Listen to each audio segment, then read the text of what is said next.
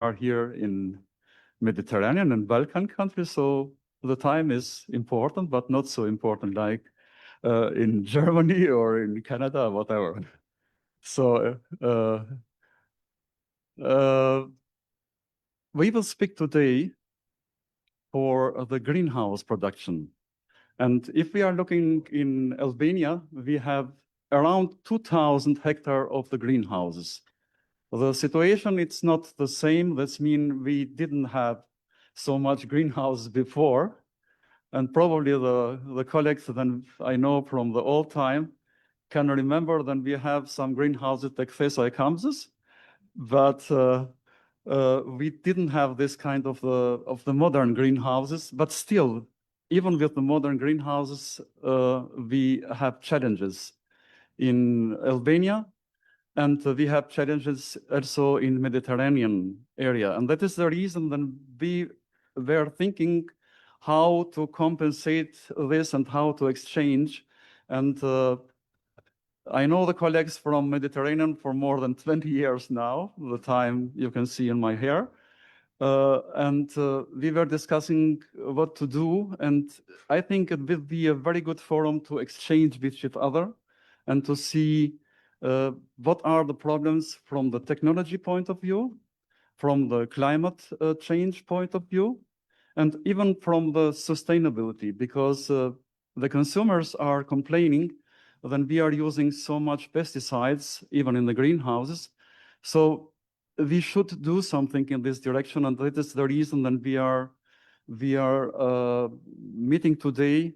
And I have the honor to have our distinguished guest, my guest, and the distinguished guest as well, to speak about this topic.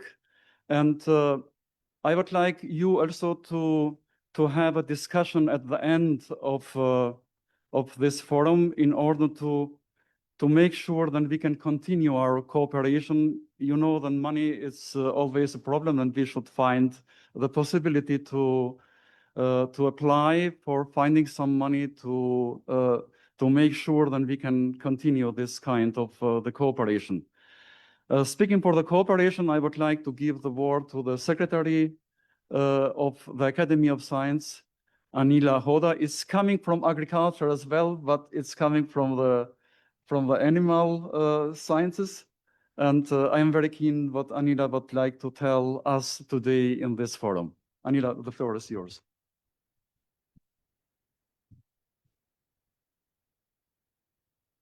Thank you, Professor Gruda. Dear Mr. President Academic Ginushi, dear Ambassador of Republic of Spain, Mr. Ventura, dear Professor, dear participants, dear guests, it is a great pleasure for me to welcome you on behalf of the Presidency of Academy of Science here in the Academy of Science of Albania on occasion of this scientific forum dedicated to vegetable production in greenhouses, a field of strategic importance for the future of agriculture and the economic development of our country. This event brings together distinguished scientific figures from Albania and partner Mediterranean countries such as Italy, Greece, and Spain, whose experience and knowledge elevate this forum to the level of a truly international scientific platform. This collaboration clearly demonstrates our Academy's commitment to openness, exchange of experience, and the integration of Academy of Sciences into the European research area. The topic we are addressing today is not only relevant, but also strategic, much like the ambitious S3 strategy. Greenhouse production has become a driving force of intensive agriculture development, covering a scientific share of the country's food needs and opening new opportunities for competitiveness in foreign markets.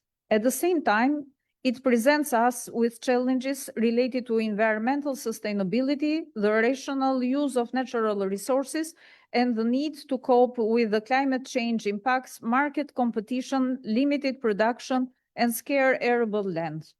This forum is also a testimony to the role of the Academy of Science, not only as a center of knowledge, but also as a bridge of cooperation between scientific research, universities, and policy making. Our aim is for Albanian science not to remain merely part of academic debate, but to become a guiding force for economic development, agricultural policies, and national strategy for the future.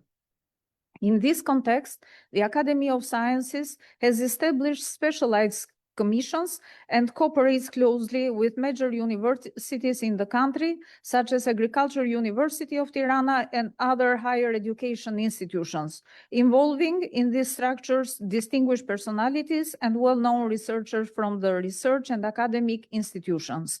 It is precisely in the spirit of collaboration that this activity is held, organized by Commission of Biology, Agriculture and Veterinary Sciences of Academy of Sciences in partnership with the Agricultural University of Tirana and with support of field experts.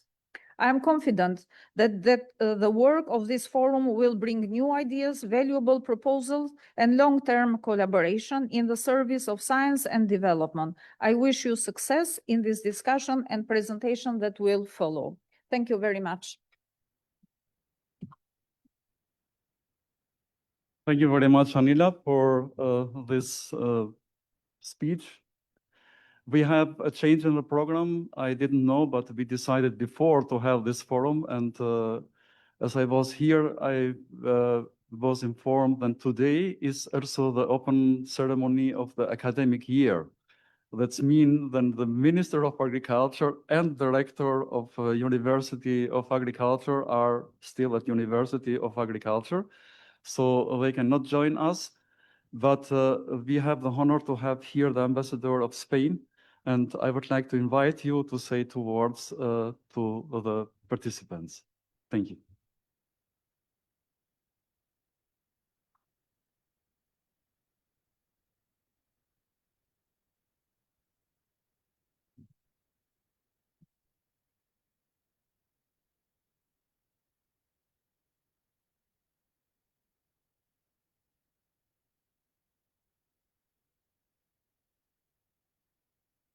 Mr. President of the Academy of Science, members of the Academy, representatives of the Minister of Agriculture and of the University of Tirana, researchers, experts, students. It is for me an honor as Ambassador of Spain in Albania to have been asked to address to you today in this important forum. And so I thank very much the President of the Academy for giving me this opportunity to promote our cooperation between Spain and Albania. We discussed about options for cooperation, as I said, and partnership between your institution. And I'm very glad that today we have a very concrete example of this cooperation that I'm sure will be very fruitful in the future, as it will be today. I'm also very satisfied by the important presence of Spanish professors, Professor Juan Fernandez and Jesus Ochoa, both from the Technical University of Cartagena. Cartagena is in the region of Murcia, which is probably the leading region in Spain as far as development of agriculture and the development of agro-industry is concerned. I've been only ambassador here in Albania for 6 months now. It's not a long time. But what I have realized is that agriculture is a very important sector in the economy. In my opinion, is too big at this point. It's almost 20% of the GDP and 20% of the workforce. So if I compare that to the Spanish experience, where nowadays probably is less than 3% of the GDP and 2% of the workforce, my impression is that this sector in Albania needs a complete transformation and modernization as the economy modernizes. And so I think seminars like the one taking place today is very relevant in that sense. Irrigation is a very important issue, but greenhouses also. And in that transformation, which I think it will be very positive for the economy of this country, especially taking into account that hopefully Albania will be a new member of the European Union in 2030, I think Spain can offer this very strong experience that we have both in the sector of agriculture, including greenhouses, like today the experts will be able to explain, but also in agro-industry, which will make that the sector as a whole will contribute to really the modernization of the economy, as I said. So Spain is here to offer this experience. If it is useful, I guess it will be useful, and things and events like this one will help promote, along with other partners from Greece and Italy, to this aim. So thank you very much again. All the success for your work today, and looking forward to listening to you today. Thank you very much.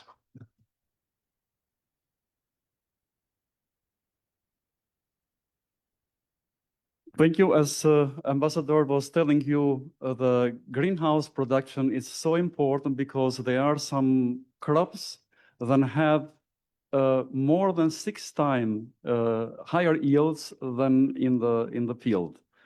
And globally, we have about 60% of the value of the greenhouse production, of the agricultural production coming from the greenhouses. It's a little bit a pity because the 2 Spanish professors are coming now, but we are so happy to have you here. They have a delay and they arrive at 3 o'clock today in the morning. So a warm welcome to you. Please accommodate. And your ambassador just spoke before. And now let's have a look to the time, and you will see that we are on time. That is always the rules. So we start in delay, but we catch the time. So I am very happy to invite one of the distinguished guests, Stefania De Pascale. She's one of my best friends, and I'm happy to have her here. She will travel immediately to Granada today, so she will not be in the greenhouse production visits in Diviaca. And just have a look and put Stefania De Pascale. You can use ChatGPT, whatever, and you will see that she has more than 300 articles in Scopus. That means more than 300 articles that are with the impact factor. She is always invited in all the conferences that I am. She is there, but she is also in conferences that I am not in these conferences invited. So, and she is a mother. She has a son, 11-year-old. That means I am asking sometimes how she is arranging, how she is manage all this. Stefania, the floor is yours. Thank you, Nazim, for your nice words. I'm very happy to be here in the beautiful Tirana. And before starting, I would like to thank Nazim for inviting me. It's a pity that I have to run after this forum. And as well, I would like to thank the Academy of Science of Albania and all the distinguished guests and participants to this forum. Maybe we should use another. Okay, that doesn't matter. So in this presentation, I will provide a brief overview of the circular strategies to increase sustainability in Mediterranean greenhouses. According to the FAO, global food production needs to increase by 60–70% in the following years to meet the rising demand, but with fewer resources, which means that we need to improve resource use efficiency. Resource use efficiency is calculated by as yield divided by the units of resources supplied, which include both the units of resources utilized by the crop and the units of resources lost by the system. Resource use efficiency can be enhanced by increasing yield per unit of input, improving yield value per unit of input, reducing inputs per unit of yield, and minimizing resource losses per unit of yield. Indeed, greenhouse, as pointed out by Nazim, can be considered as a model of sustainable intensification because its greenhouse horticulture delivers higher yields, improved quality, enhanced water and soil use efficiency, and greater profitability compared to open field. In greenhouse, by modulating environmental and cultural conditions, we can meet plant needs efficiently. For example, by adjusting temperature, humidity, CO2, and light, or by protecting a crop from diseases and pests. Our cultivar choice is also a key point, but for now, the breeding for greenhouse condition is still limited. Crop yield.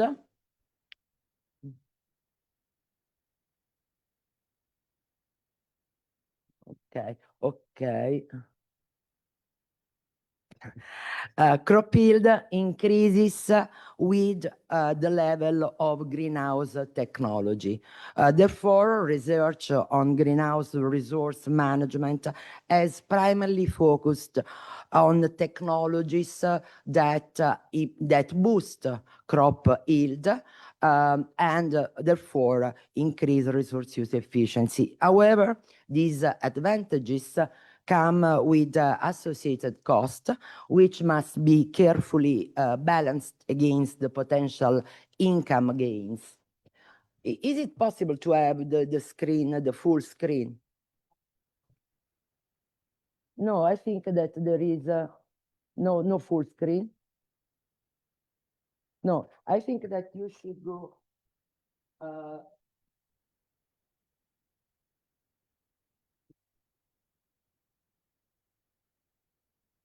hide presenter screen. Hide presenter view.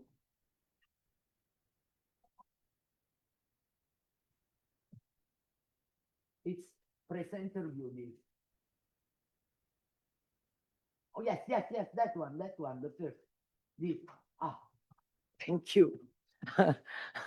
Thank you very much. Sorry. Okay, thank you. Okay, coming to the Mediterranean greenhouses.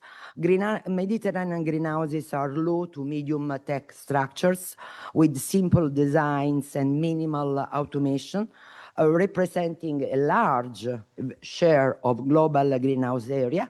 They are typically covered with plastic, rely on passive climate control, and require high labor input.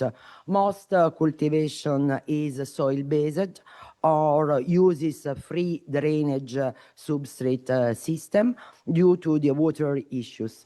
Compared to the high-tech greenhouses, they yield less and generate more waste, highlighting the need for improved efficiency and sustainability. Behind the technologies, new technologies investments, Mediterranean greenhouses present opportunities to adopt complementary strategies that enhance resource use efficiency, such as circular production processes, designed to minimize waste. This model focuses on extending resource lifespans, recycling at both the farm and the regional level, alongside the reuse of agricultural byproduct as inputs for production. I will show you a few examples. Let's start with water. agriculture is often cited as consuming 70% of global water resources. However, only about 30% of irrigation water is lost through inefficient systems, field runoff, or leaching, equivalent to roughly 21% of global water resources, a figure that is comparable to the water used by the industrial system. Reducing these 30%, of course, is critical, is urgent, and achievable through smart technological solution. Of the remaining water, approximately 99% of the water absorbed by plant roots returns to the water cycle via evapotranspiration, contributing to air cooling or being stored within the plant itself. By contrast, the estimated cost for wastewater treatment range from 0.5 to 2 euros per cubic meter for domestic water, and from 1 to more than 5 euros per cubic meter for industrial water. Additionally, agriculture can reuse treated wastewater from other sectors. In greenhouses, collecting and reusing condensation water can play a significant role in conserving water and reducing overall demand. In the Netherlands, where water reuse is mandatory, closed greenhouse systems have been developed to recover a large portion of evapotranspiration. Similarly, in Germany, the use of solar collectors with finned tube heat exchanger are able to capture condensation and has led to an impressive increase of water use efficiency by more than 80%. However, in open ventilated greenhouses without, like the Mediterranean greenhouses, the amount of condensated water that can be recovered remains still limited compared to the total water requirement. Using treated wastewater for irrigation is a valuable strategy for conserving fresh water resources, especially as wastewater generation is expected to increase in the coming years. New European regulation adopts a risk management and assessment approach to promote greater wastewater reuse with application methods that are defined by national legislation. For instance, the Decreto Siccità in Italy of 2023. The reuse of wastewater in agriculture is increasingly common, and with around 10% of treated wastewater globally used for this purpose. In Israel, advanced treatment technologies and effective policies enable the reuse of approximately 50% of wastewater for irrigation. A key challenge is ensuring treated urban wastewater meets quality standards for greenhouse crops, particularly vegetables, while addressing public health risks and concerns. Treatment are typically 3 levels, primary, secondary, and tertiary, and include biological processes, filtration, and disinfection to ensure safety of the use of this kind of irrigation. Local authorities should focus on adapting infrastructure and improving stormwater management to mitigate this risk and to increase the use of wastewater for irrigation. This this is an example of using wastewater at district level. Here, there are many projects in the world dealing with the reuse of wastewater.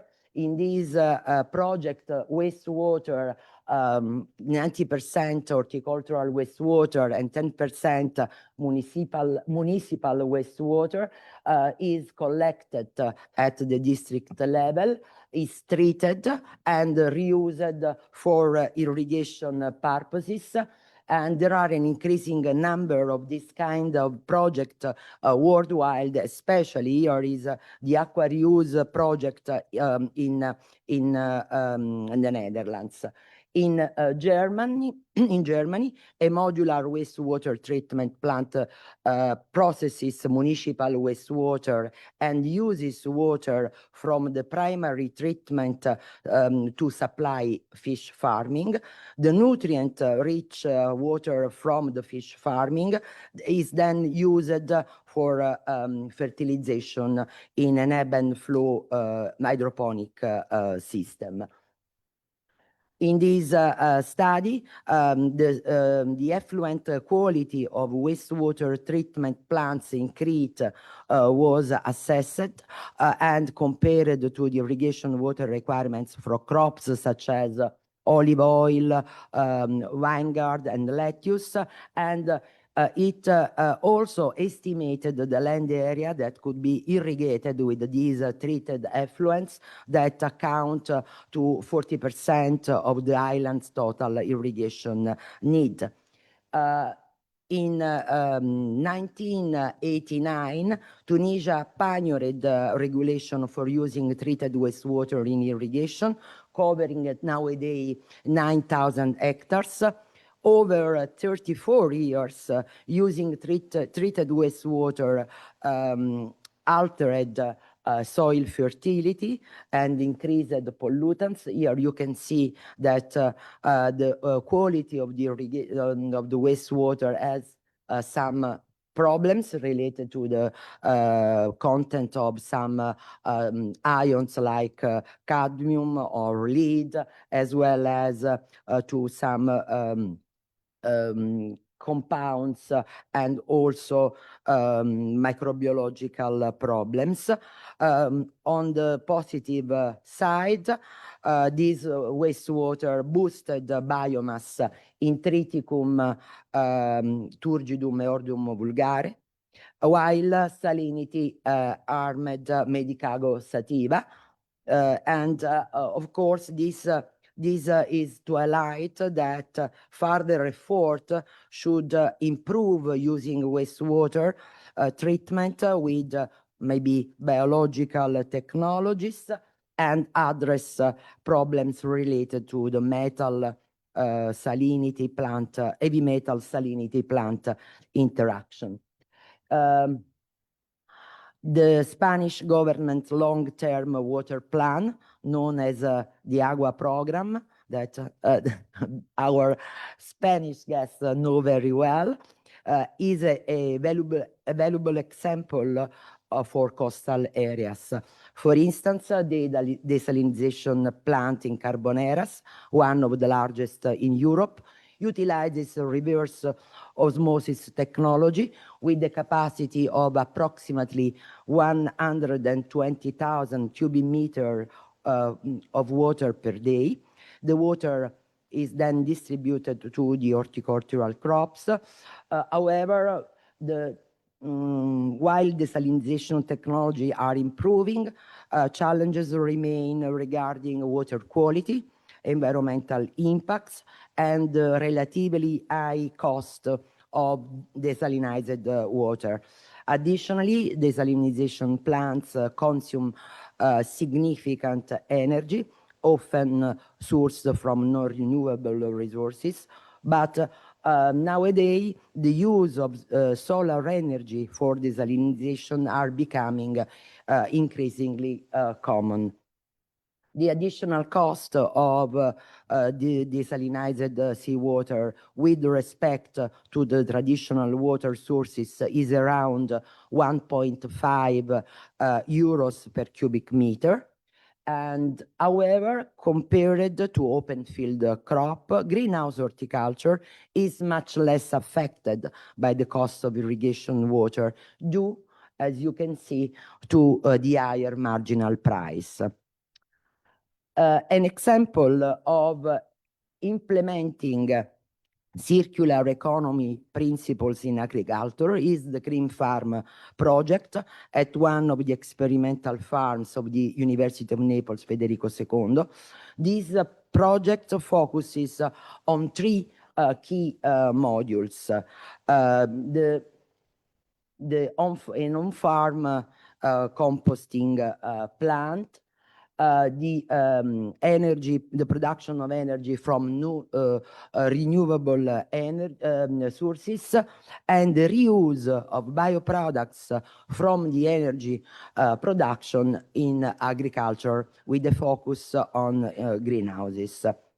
For the first point, everybody knows that the nutrient use efficiency of chemical fertilizers is notably low, with only 30% for nitrogen, 20% for phosphorus, and 35% for potassium.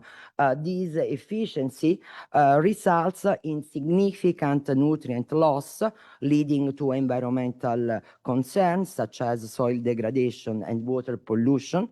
Additionally, the rising prices of fertilizers have further strained profit margins for farmers, and this situation highlights for the urgent need for sustainable alternatives. Compost is made from treated organic waste through a controlled aerobic process where microorganisms break down organic matter into a biological stable product, humus-like.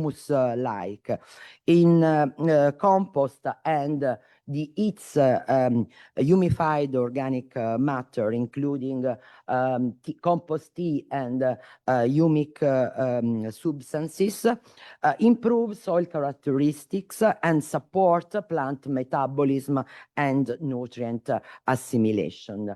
In this study, we evaluated the effectiveness of compost tea on lettuce cultivation with reduced fertilizer use.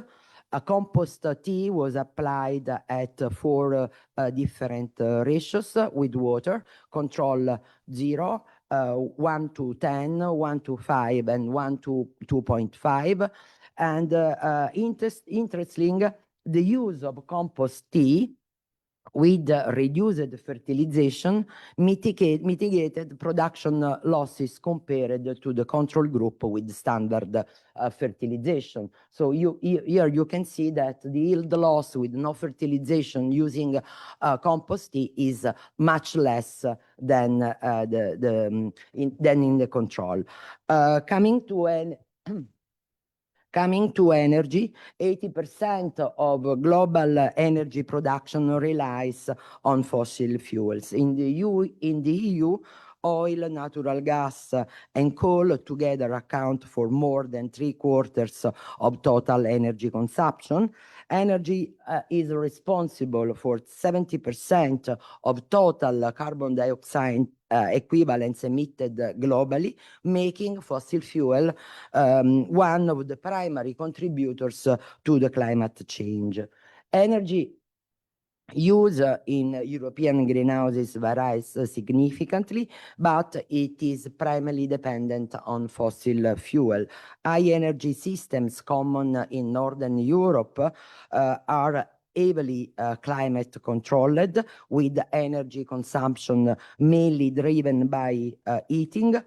For example, in the Netherlands, where natural gas is used for heating, but there is a high level of on-site electricity generation through cogeneration.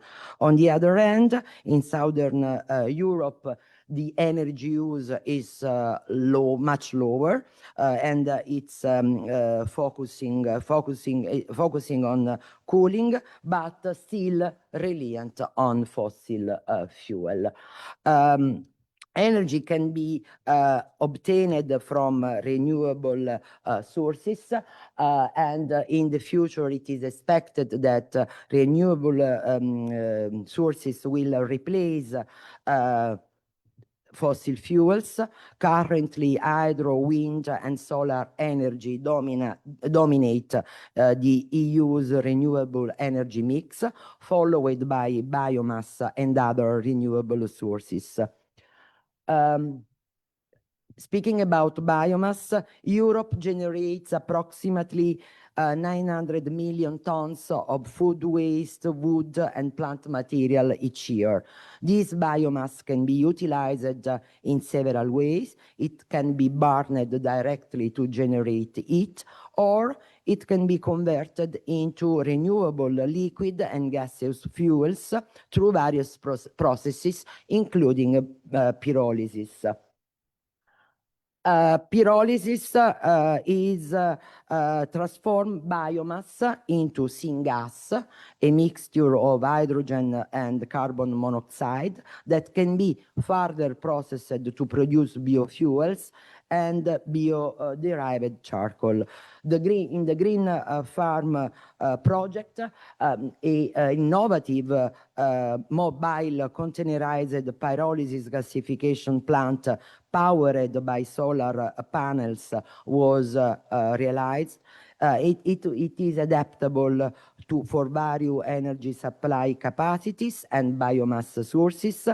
It features a pre-treatment unit with a briquette machine that converts lignocellulosic biomass into uniform briquettes with optimal size and moisture content for efficient energy conversion. For example, the system is estimated to produce 150,000 kilowatt hours of electricity and up to 300,000 kilowatt per hour of thermal energy using syngas generated from approximately 196 kilograms of biomass per year, which cost, in this case it was fennel, which cost around 8 euros per ton to dispose of.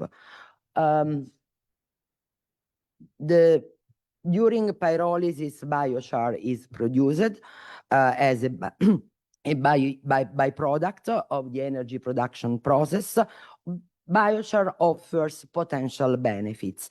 This carbon-rich material is commonly used as a soil amendment in agriculture. The benefit of biochar include reducing abiotic and biotic stress in plants, increasing cation exchange capacity, immobilizing heavy metal contaminants in the soil, and enhancing soil water retention and aeration. Moreover, it has an average market value of approximately $2,200 per ton. In this study, we examined the effects of three concentrations of biochar, 0, 1, and 2% on the yield and fruit quality of draft tomatoes of the San Marzano ecotype, irrigated with brackish water at different salinity level, 0, 40, and 80 millimole sodium chloride. And the addition of biochar resulted in a significant increase in both yield and fruit quality of tomato. And this positive effect was linked to a reduction in toxic ion concentration in the leaves, especially sodium and chloride. The co-production of carbon dioxide is another key aspect of the green farm system. The system distributes CO2 within a greenhouse as a fertilization method for crops.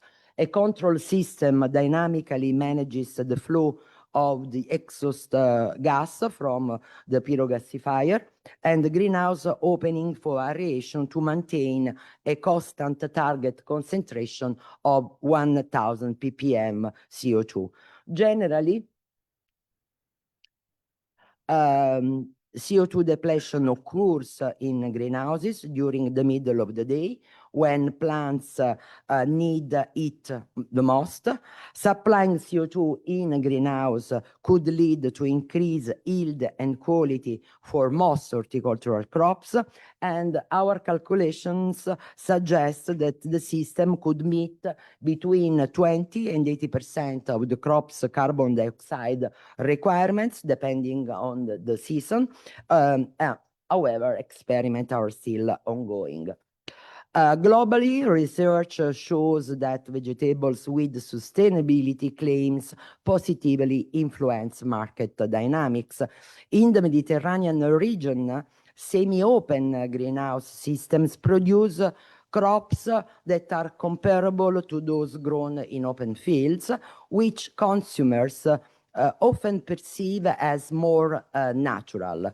Highlighting this attribute is crucial, as associating natural products with environmental friendly practices can reinforce a Mediterranean eco-label, boosting market appeal and competitiveness. But training growers about the benefit of sustainable practices is essential. For example, despite the well-known advantages of drip irrigation, many growers in the province of Salerno, where almost 5,300 hectares of greenhouse leafy vegetables are cultivated, continue to prefer sprinkler systems. This preference, according to a questionnaire that we made, is driven by factors such as lower installation cost, cooling effects in hot climate, but also by traditional farming practices. With low cost of irrigation water and lenient regulation, it's unclear if an eco-label for water use, such as Goccia Verde, that was developed in the Piana del Sele in the province of Salerno, will be enough to encourage growers to switch to water-saving methods. So, in conclusion, while it is crucial to first evaluate resource use efficiency and minimize losses, it is equally important to embrace circularity. Designing new greenhouse production system based on this principle, along with investment in water, wastewater treatment and reuse, renewable energy and waste management, can turn the challenges of Mediterranean greenhouses into opportunities for sustainable growth.